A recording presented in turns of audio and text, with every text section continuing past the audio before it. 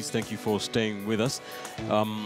We are discussing about the issue of Sonko and his former deputy governor, Polycarp Igathe.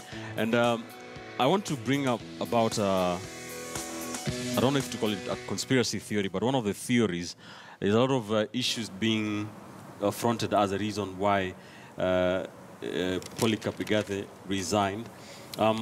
There's something that was reported a few weeks ago by the Star newspaper, and that is that there's a Nairobi Metropolitan Area Transport Authority that is being created, and Polycarp Igathe was accused of backing the national government in forming that, and that is seen as something that will be taking away powers from the county government led by Sonko. So that was seen as an affront on Sonko. Dismas, what's your take on that? Well, counties in Kenya are creatures of the constitution. So you may create a ministry, call it metropolitan, even a super ministry, and say the cabinet secretary is going to be a super CS. But you cannot just issue a Kenya Gazette notice and then the Nairobi County disappears. We have to go through a process. We have to go through a referendum. So in the unlikely event that Igathe was told to resign in this manner, which was very unceremonial, and then become a CS, I think the appointing authority will be thinking twice. Because I suspect before Igathe was given this position, President Kenyatta was alive to that fact, and he probably said yes. So he became a running mate, he's not the deputy governor. If indeed the president wanted him to take another role, then his exit would have been more structured with a lot of civility. They would have called a news conference, and then Sonko wishes his deputy well, saying, "You are now going to become a CS. I wish you all the best." So I doubt whether that would be the reason. The underlying thing is that Igathe doesn't have the guts, it doesn't have the energy to serve the people. So I really think it was a lapse of judgment, and maybe now we need to go back to the cartels at play within the Nairobi County government. Was this sent to the Nairobi County government to serve specific interests that probably were not consistent with Sonko's expectation? Maybe that's the reason. Because, we are told, and Sonko has complained times above number, that in fact within the Nairobi County government, it's got nothing to do with the political wars. It's about economic interest. Who is going to be given a tender, who is cutting a deal somewhere? Is there a chance that all of them wanted to steal from Nairobi residents, but they could not agree on the model? Or is there a chance that one of them wanted to stop these thefts? Maybe those are the questions that we are supposed to be asking. Because after 5 months in office, or rather, after about 3 months in office, there's really nothing to write home about the Nairobi County administration. All right. I mean, the only thing they did a few days ago is to arrest some herdsmen of Maasai origin who were grazing their cows in the city. Outside that, the town is degenerating every day. And I saw a fellow was being interviewed in Nairobi a few days ago. He said that if you're not careful, Nairobi, the CBD is going to be like the the dump site. That is just going to be a mess. There's no garbage which is being collected. And they're very happy to get a fella who for some reason has not paid, and then for his parking ticket, and then they tow away the vehicle. Right. Instead of focusing on the core issues. Right. The core issue is that for a businessman in Nairobi who has paid for a license, he wants unlimited access to his shop. When you go there in the morning, you don't want to be jumping through garbage or through hawkers spread all over. And in my view, President Kenyatta needs to call Sonko and Igathe and have a meeting with them and probably reject that resignation, so that if there are issues, because at the end of the day, Sonko and Igathe will keep on fighting, but it's the Nairobi voter, the Nairobi resident who is going to suffer. Eddie rather says, when international investors come to Kenya, their first port of call is in Nairobi. And Nairobi is in a mess. There's nobody who is managing traffic. Those are the issues that the president and Sonko should be looking at. Mark, let's put this theory to rest. What this theory is supposed to explain is the fact that it's not to do away with the county government or county of Nairobi. That is almost impossible. It's creating a parallel, because as we've all agreed, Nairobi County is not just any other county. It is a capital city county. So it is having a parallel kind of administration in the national government to sort of clip the wings of Sonko and his administration. It would be very erroneous for us to imagine that the sitting government has intentions of clipping the wings of the governor of Nairobi.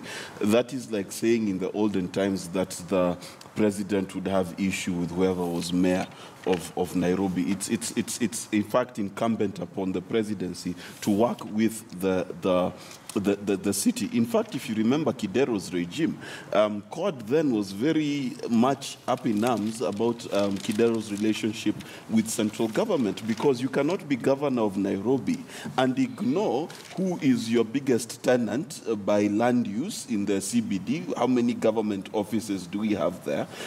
Who is going to be affecting how your citizens live as much as the government? Half of your people work for the government, and therefore the marriage between central government and indeed the greater metropolises of our nation, including Mombasa, Eldoret, Nakuru, and things like that, we cannot ignore that they play a central role in not only the administration of those counties, but in the administration of a nation of which central government has a key role. And let's remember, we are not in a federal republic, okay? The counties are not federations, and therefore, the central government does need to have say in terms of infrastructure, in terms of education, in terms of very many things. In fact, my dream would be that instead of having a metropolitan ministry, have a ministry in charge, in a department in charge in devolution of working with synergies between county governments and central government. How many of the central government policies can the county government take up for their own good? For example,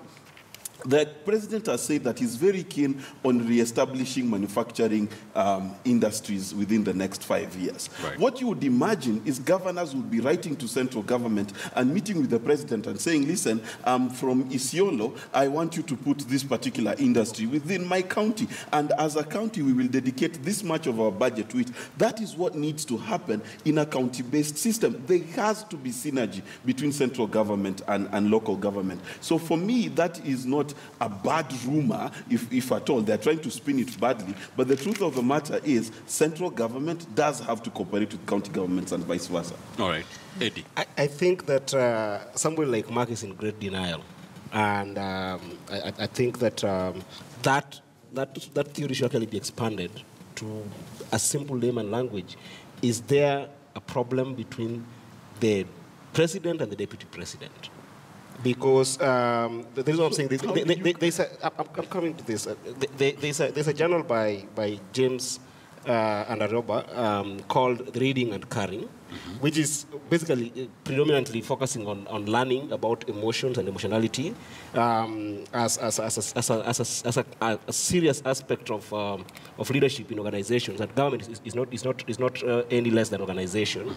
If you read the emotions of the deputy president of the country right now, right, this theory could even tell you that Igathe must have been the president's guy, and Sonko must have been the deputy president guy. Why am I saying this? If you read the newspaper today, it says that Sonko dares Uhuru Kenyatta, and we know that this is not the first time that Sonko has done in an elective process. We remember that when Peter Kenneth was introduced to Nairobi. But Sonko has never been at loggerheads with Uhuru. He was at loggerhead when Peter Kenneth was being introduced to politics of Nairobi. We saw Sonko defying the entire leadership of Jubilee, right? And this is an extrapolation of that.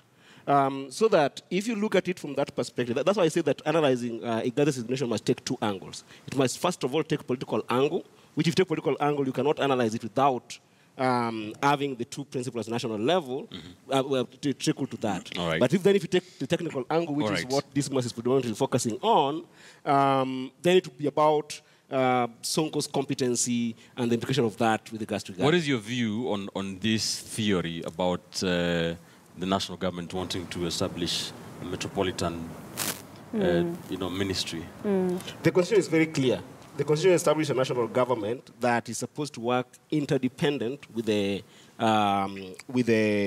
county government. However, this is an important ministry for Nairobi because of what I talked about earlier, the functions of Nairobi.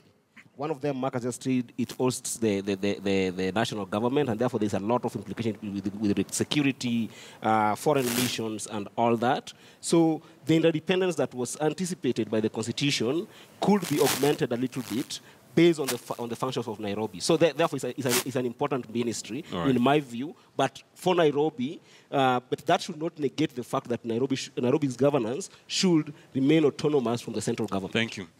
Yes, Mark, before I come to Quick one. Eddie, I understand your need to connect everything to Uhuru and Ruto.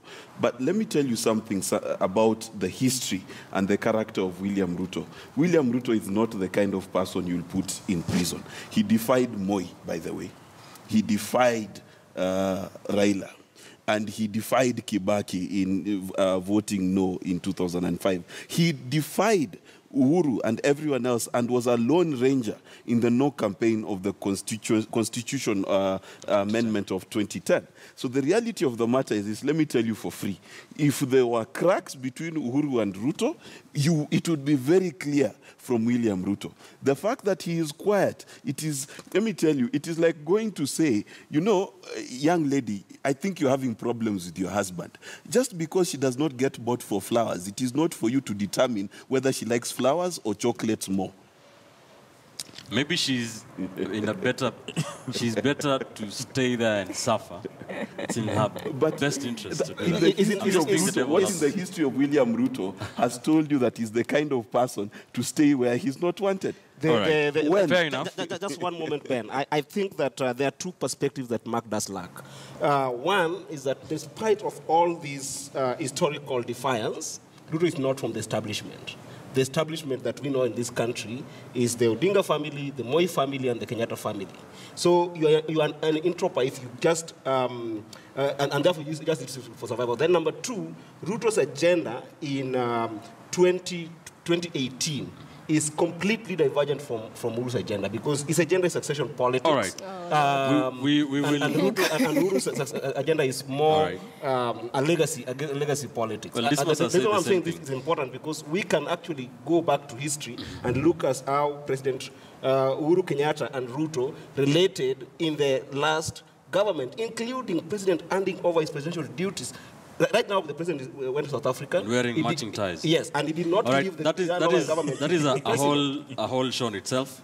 Let's get away from that. Sandra, give us your thoughts on this issue and any reaction to the three gentlemen. A lot has been said. Wow, Edgar. Yeah. He couldn't be further from the truth. And like I said at the beginning, politics will be the bane of us. Even where politics should not suffice, we find means and ways of bringing politics into it.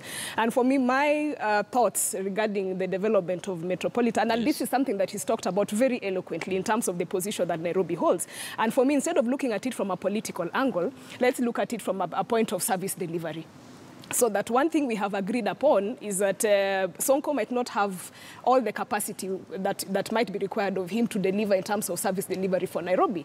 And yet we understand the place and the role of Nairobi, Nairobi as a county and Nairobi as a very vital point for the country. So that he still must be assisted, so to speak, in delivery. And so perhaps one of the reasons as to why they might want to set up the Metropolitan is so that they are enhancing on service delivery, so that they are still giving Sonko the respect that he deserves as a governor, while still ensuring that Nairobi delivers on what is required, and we are still retaining its place and role for us as a city. Not to clip his wings. Not to that's speculation, and please do not rely on the headlines. They are very misleading. but Ben, maybe the question we need to be asking ourselves, do we actually need that ministry of Nairobi Metropolitan if indeed the president is thinking about that kind of a ministry? Because you have got the Council of Governors, and if they want to get into partnerships to make service delivery better, they're able to engage that at the Council of Governors level. And in my view, and I want to take a departure from what Sandra is saying, that everything in Kenya, everything in our lives is about politics. Politics is really the debate on how you're going to allocate resources. So in my view, we should be discussing politics 24 hours a day. Because if you don't do that, then you allow mischief to creep in. You allow people to take decisions which have not been informed by wananchi. And you see what they say about politics. That if the people who know stuff around politics do not proactively participate in it, then you get inferior people running your country.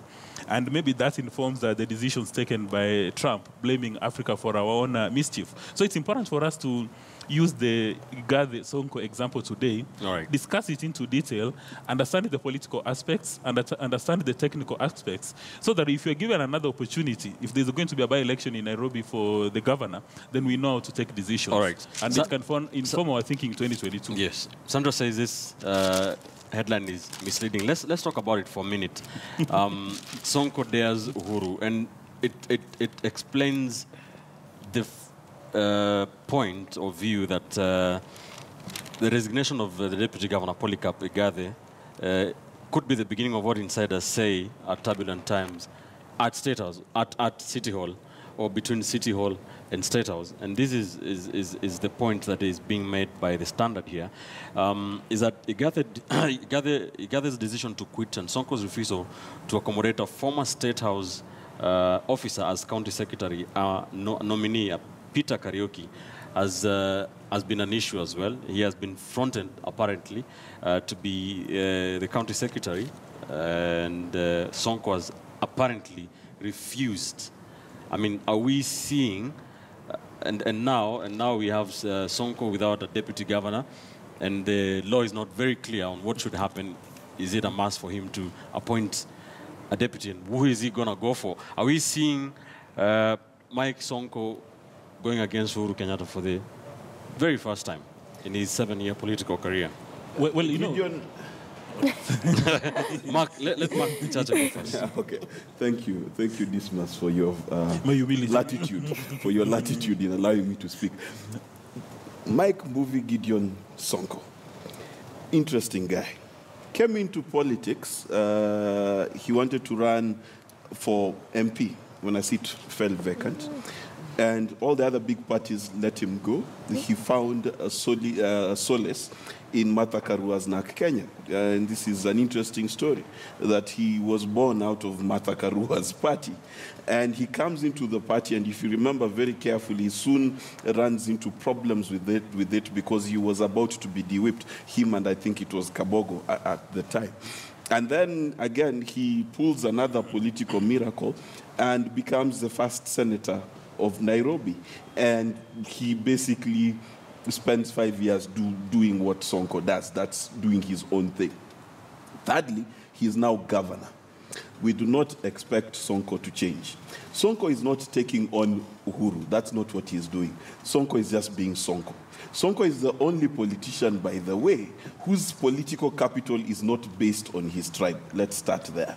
He's the only politician whose history is not connected to, I worked for this president and I worked for that deputy president. He came literally from being a matatu owner to being an MP. So Sonko's political fortunes have always fallen in him playing his own brand of politics. Now, that brand of politics is not necessarily against anyone. In fact, Sonko is one of those people who survives because of his own controversy, his own flair, his own persona. And therefore, in the theater that is called Mike Sonko politics, I expect that in the position of governor, he will continue to want to express his own flair, his own design and imagination of what Nairobi should be. Now, that does not mean that he's actively fighting against Uhuru. What I think Sonko is doing is doing what he's always done, which is become a populist politician. And he's going to have more and more decisions made that pander to his base. That is why we have hawkers in town. That is why his Facebook is live for 6 hours. That is why he has cameras everywhere. He is a theatrician, if we make this such a word. He's an actor, and he's playing to the gallery. And that's what we expect him to do. And when you're playing with the gallery, do you remember Vince McMahon versus Stone Cold Steve Austin? And Vince McMahon is the owner of the company, and he pays Steve Austin, and Steve Austin would come out and pretend to be against him. That's what Sonko is doing. Sonko is playing what Sonko always does. All right. Thank you for that. There's just a point I wanted to make here. Yes. there is a fundamental difference between an electoral process and a governance process.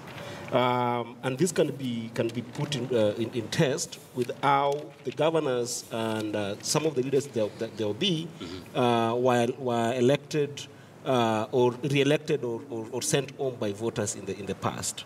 The idea of emphasizing on Sonko's political genius and forgetting that when you come to governance, you need to perform.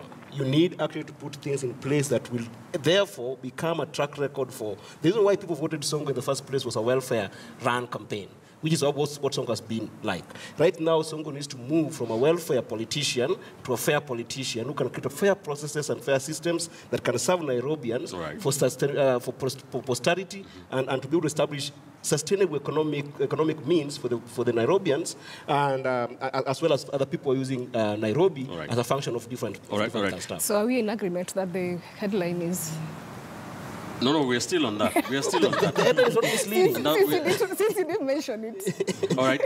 Dismas, Mark has explained that Sonko is just being Sonko and playing Sonko politics, but he is governor now, and obviously there are interests, as you pointed out. There are probably various interests in that Jubilee ticket, which there are people who fronted Polycarp Igathe, power brokers.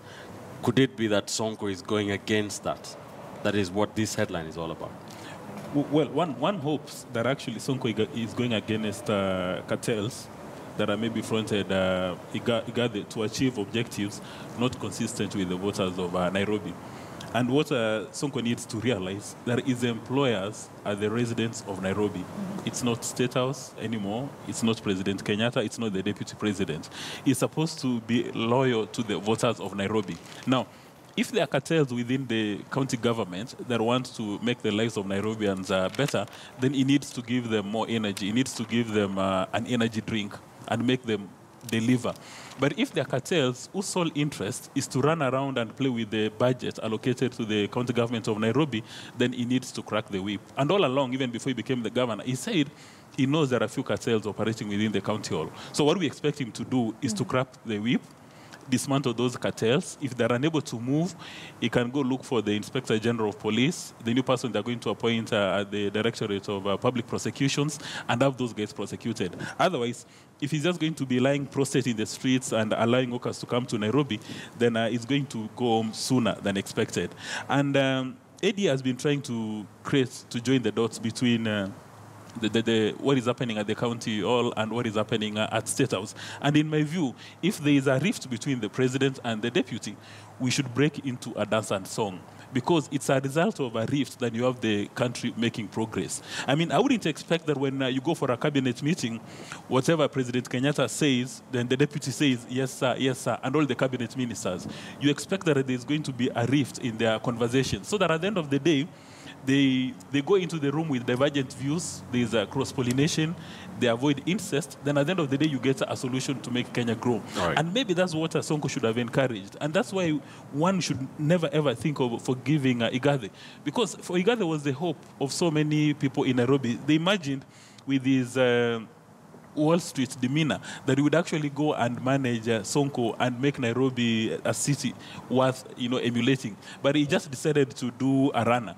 And in the unlikely event that the president told him, get out of the county hall, and then I'm going to appoint you as a cabinet secretary for Nairobi Metropolitan, that would be a lapse in the judgment of President Kenyatta. All right. Sandra, what is your take on, do you think Sonko is cracking the whip against some forces?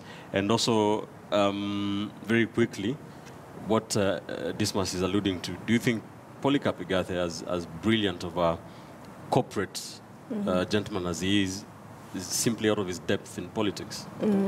It is a combination of a number of things, which ideally we already talked about. And for me, I'm trying to put myself in Sonko's shoes, right from the moment he was elected to office to what is happening right now. Because to a great extent, people are expecting him to prove them wrong in terms of, we voted for you, you are a governor, you are unable to deliver. And that's the chorus that we've been singing all along. So now he's at a point where, in my words, I could say he's under siege in terms of convincing his electorate, convincing his constituency that he still has their interests at heart. And so for me, what I'm seeing is him standing his ground in the best way he knows, in his own way, stamping his authority in his own way. And that again takes us back to his brand of politics. Not necessarily him ruffling feathers, but just his brand of politics, who Sonko is and how he delivers in his initiatives. And of course, now again, that brings in the issue of Igathe. What we said before, he should have measured, or he should have looked through the environment in which he was going to work in, made certain decisions, known exactly the kind of boss he was going to have, and made proper decisions, so that we are not getting into this and creating an environment where Kenyans are left wondering and speculating. All right, we are out of time, so I want everyone to take 30 seconds only and tell me what happens now. He has resigned. Sonko is quiet. There's no clear way. What happens under law? What happens? Let me start with Dismas. Well, I don't know why Igathe gave a notice of resignation. He should have just packed his briefcase and leave office on a Friday without giving notice. But I guess it's because consistent with his Wall Street demeanor. Because for the next few days, I suspect he will not be able to work, so he'll be earning on taxpayers' resources without a delivery. Number two, now Sonko needs to make lemonade. Igathe has given him a lemon. He needs to make lemonade. When you look at that headline, there are some fine people who work with Sonko. Like, for instance, this gentleman called Peter Karaoke. He's a solid guy. Now, Sonko should have the guts to admit that he's got some inadequacies that Igathe was supposed to cure. Now, he can use his cabinet to cure those inadequacies and make progress. So he must actually accept that while the buck stops with him, he can retain a team of solid advisors who will enable him to make progress. And when it comes to the appointment of a deputy governor, he doesn't need to appoint a deputy governor because there's no provision. Although some lawyers, like Dr. Okot indicated, that he can in fact go ahead and nominate somebody, give the name to the county assembly, and they can pass it, because already you have a template from the election of the president and his deputy, and what is likely to happen in case there's a vacancy. All right, your 30 seconds up. Mark, what happens now?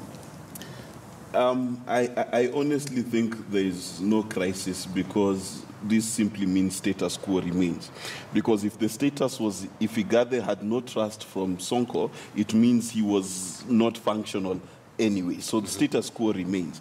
But for me, on a basic thinking level discussion. Yes. Let's look at how the United States treats the District of Columbia, called Washington, D.C., which is different from the state of Washington. It's almost an autonomous region within the statehood of the United States that is under the direct control of the central government. And that gives central government certain latitude within how it manages itself within that territory. Because now we have a government inside a government. Yes. In the Nairobi scenario, and we might want to look at creative ways of solving that particular problem. Thank you, Eddie. 3 quick things, and premised on my framework. If this issue is indeed technical, that Igathe has resigned because of a technical issue between him and Sonko, we are yet to see serious shockers in the economic running of Nairobi, because we cannot sink our heads in the sand and say that Sonko doesn't have some serious incompetencies as far as executive functions are concerned. Right. One. Number two, we cannot also ignore we cannot ignore the fact that this is a Jubilee affair, and therefore there's a problem in the party. And number three, as I said, if it's indeed political, then everything we are saying now is speculations. Right. But if it's indeed political, it will affect Sonko more, because it could go to, I am predicting now, to an impeachment, maybe an impeachment thing around Sonko, from the top going down. So that's just prediction. Is on record. Yes. Sandra, 30 seconds. Well, Nairobians voted for the Sonko government largely for service delivery, even if they don't articulate that, but ideally that is what most of the voters want, something and someone who's going to take the bull by its horns and deliver services. So for me, the question is, as we are moving forward, is Sonko still able to deliver to the people of Nairobi between now and the next election? And for him to deliver, will he still need a deputy governor? If indeed he has one, let's follow the law and get another one. If he does not, then let us continue moving forward and ensure that Nairobians have the kind of service that they require. All right. Thank you so much. That's where we leave it for now. A developing story that is that is not over by any stretch of the imagination. We shall be keeping an eye on that for you, all the intrigues and all the updates on the Nairobi County issue. Let's take another quick commercial break here on the show. We are back in a moment. We shall be discussing about the European Union Election Observer Mission that released its report on Wednesday last week, a move that angered the Kenyan government, who say that Nairobi's input was not considered. Don't go too far.